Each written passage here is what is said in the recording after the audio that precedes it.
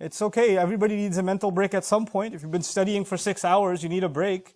You can play some video games or something, or watch something on social media, or to go play outside, play sports, or whatever. Take a small mental break. That's fine. But for some people, their life is a mental break. And that's all it is. They wake up and they entertain themselves. They go to sleep and they entertain themselves. They're clicking away and tapping away and swiping away all day. Hours go by, and that's all that's going on. That's a kind of israf. Being in touch with somebody is okay, but living on WhatsApp is a problem. So there's balance, there's limit to things, and then there's excess. And this excess is actually a really serious problem. Allah Azza wa Jalla says, and in the least problematic or the least threatening language, Allah says, Inna Allah la yuhibbul musrifin. Certainly Allah does not love those who do israf. But the ayah that I really wanted to focus on today that has to do with israf, it comes from Surah Yunus, and I recited it in the beginning of this khutbah.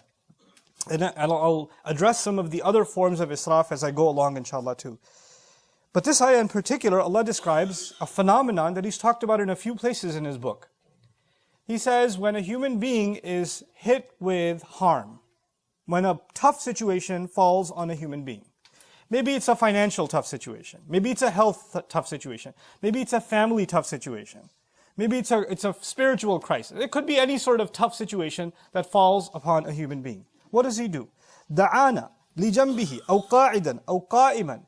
Then he starts praying to us, calling on Allah. Ya Allah, get me out of this situation. Only you're the one who can get me out. I've tried every other avenue. There's nobody who can help except you. And whether this person's standing or lying on their side or sitting down, they're constantly calling on Allah. Ya Allah, fix this problem for me. Help this problem. Help me with this problem. Help me with this problem. Help me with this problem.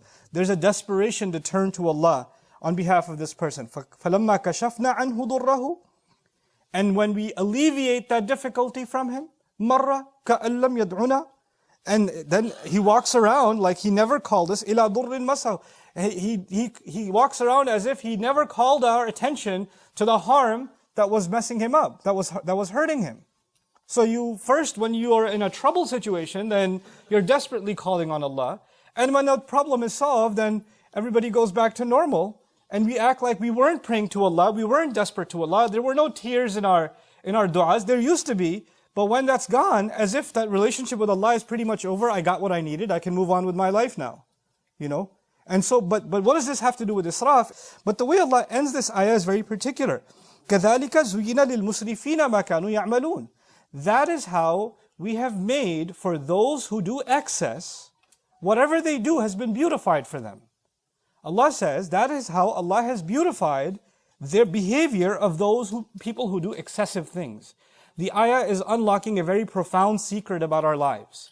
When you live a life of excess, whether it's money excess, spending money where you shouldn't be spending, entertainment excess that I talked about before, or social excess, which means you're always hanging out with somebody, you're always out, you're always with friends, you're always talking to people, you never have any time to worship or any time to do one thing. Whatever you do into excess.